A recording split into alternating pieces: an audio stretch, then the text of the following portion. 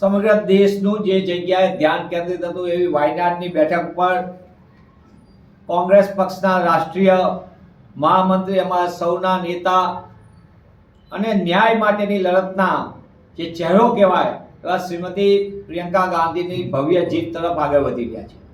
લોકસભાની અંદર પ્રિયંકાજી માટે સમગ્ર દેશમાં એક આશા અને ઉમંગનો સંચાર અને ખાસ કરીને મહિલાના ન્યાય માટેના પ્રતીક સમાન પ્રિયંકાજીને ગુજરાત કોંગ્રેસ વતી હું અભિનંદન આપું છું અને વાયનાડની જનતાનો આભાર માનીએ છીએ કે તેમણે પુનઃ કોંગ્રેસ પક્ષ પર પંજાના નિશાન ઉપર વિશ્વાસ મૂકીને દેશના પ્રશ્નો લડી શકે, મહિલાઓના પ્રશ્નો ન્યાય માટેના લડી શકે તે પ્રિયંકાજીને જીત તરફ આગળ વધી રહ્યા છે એ અભિનંદનને પાત્ર છે. સાથે સાથે વાવ વિધાનસભા ગુજરાતની બનાસકાંઠાની જનતાએ લોકસભાની અંદર કોંગ્રેસ પક્ષને ભાજપાના અહંકારને હાર આપી હતી અને કોંગ્રેસ પક્ષને વિજય અપાવીને ભાજપાના અહંકારની કાળનો પરાજય આપ્યો હતો. સતત કોંગ્રેસના કાર્યકર્તાઓ એક થઈને લડ્યા, સમગ્ર સંગઠન કામે લાગ્યું. અમારો યુવાન ચહેરા અને કાર્યકરોની, પદાધિકારીઓની મહેનતના કારણે અમે નજીવા મતે વાવ વિધાનસભા ગુમાવી છે. પણ જે રીતે કોંગ્રેસ પક્ષના કાર્યકરો, આગેવાનોએ, સ્થાનિક લોકોએ જે રીતે કામ કર્યું છે અને કોંગ્રેસના પંજા ઉપર વિશ્વાસ મૂક્યો, આગામી દિવસોની અંદર પણ કોંગ્રેસ પક્ષ એક થઈને અને નેક થઈને વાવ સહિતની જનતા માટે ન્યાયની લડતમાં સતત લડતા રહેશે. અમારી અપેક્ષા હતી કે અમે અહીંયા જીત મેળવશું અને અમારો ઉમેદવાર સ્વચ્છ પ્રતિભા ધરાવતા યુવાન ચહેરો, પણ જે રીતે એક તરફ સમગ્ર તંત્ર લાગેલું, સંત્રી અને મંત્રી સહિત તમામ લાગેલા, તેવા સંજોગોની અંદર અમારી પાત્રા મતથી હાર થઈ છે. નિશ્ચિતપણે હાર એ હાર છે, અમે એને સ્વીકારીએ છીએ. ખાસ સાથે સાથ કરીને ઝારખંડની અંદર ઇન્ડિયા ગઠબંધન કોંગ્રેસને ઝારખંડ મુક્તિ મોરચા જેએમએમની ભવ્ય જીત અને જળ જંગલને જમીન લૂંટનારાઓનો કાળમો પરાજય અને બીજી બાજુ જળ જંગલને જમીન સહિત સામાજિક ન્યાયની લડત લડતા ઇન્ડિયા ગઠબંધન કોંગ્રેસ પક્ષના અમારા સર્વ નેતાઓ અને ઝારખંડ મુક્તિ મોરચા સંયુક્ત રીતે આ ભવ્ય વિજય મેળવ્યો. ઝારખંડની જનતાને પણ અભિનંદન છે. સાથોસાથ અમને કર્ણાટકની અંદર પણ કોંગ્રેસની સરકારને પેટા ચૂંટણીમાં ભવ્ય વિજય થયો છે. જે રીતે મહારાષ્ટ્રની અંદર અમને અપેક્ષાથી તદ્દન વિપરીત પરિણામ આવ્યા છે, એનું અમે આત્મમંથન, આત્મચિંતન કરશું. અમે ક્યાંક કાચા પડ્યા, અમે લોકોને સાચી વાતમાં ક્યાં કનેક્ટ કરવામાં ઉણા ઉતર્યા છીએ, એ બાબત પર અમે સંપૂર્ણપણે એનું આત્મમંથન કરશું.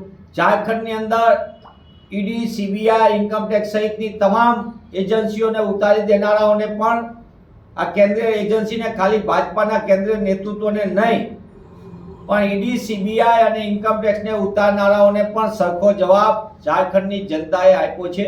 એ સલામને પાત્ર છે.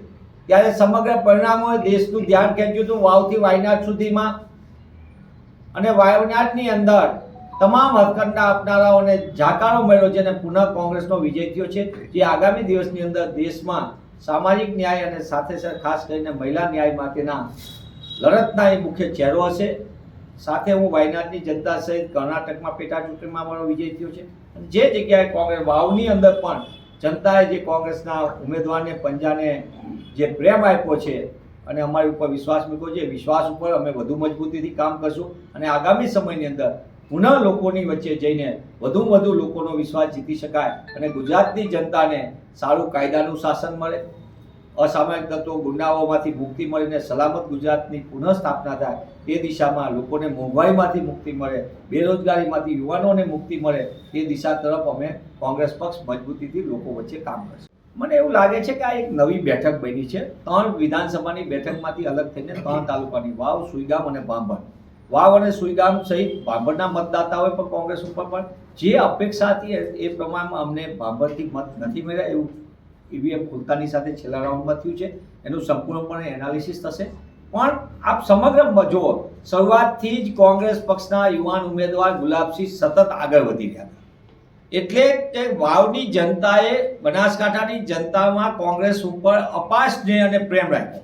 કોંગ્રેસના કાર્યકરો, પદાધિકારીઓની અથાગ મહેનત અને વાવની જનતાએ કોંગ્રેસ ઉપર મૂકેલો વિશ્વાસ, એના માટે હું એમનો આભાર માનું છું.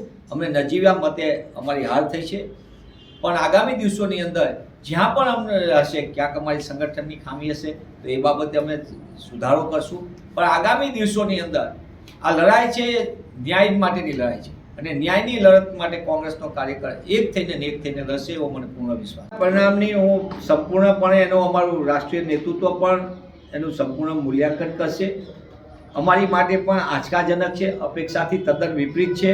કારણ કે લોકસભાની અંદર કોંગ્રેસ પક્ષે મજબૂતીથી આ જીત અને અમારું ઇન્ડિયા ગઠબંધને પણ અહીંયા સારી રીતે અમારું લડાઈ જીત્યા હતા. અમે લોકસભાની અંદર અમારી બેઠકો સારી રીતે અમે જીત્યા હતા. એવા સંજોગોમાં અમને વિધાનસભામાં જે રીતનું વિપરીત પરિણામો મળ્યા છે નિશ્ચિતપણે એનું પણ આકલન અને મૂલ્યાંકન થશે. અમારી જ્યાં ખામી હશે એને સુધારવા માટે સંગઠનને લક્ષી હોય કે અન્ય બાબતો એ તમામ બાબતોનું વિસ્તૃતપણે એનું મૂલ્યાંકન થશે. અમારું સ્થાનિક નેતૃત્વ એ રાષ્ટ્રીય નેતૃત્વ સાથે આની પરામર્શ બેઠક કરશે.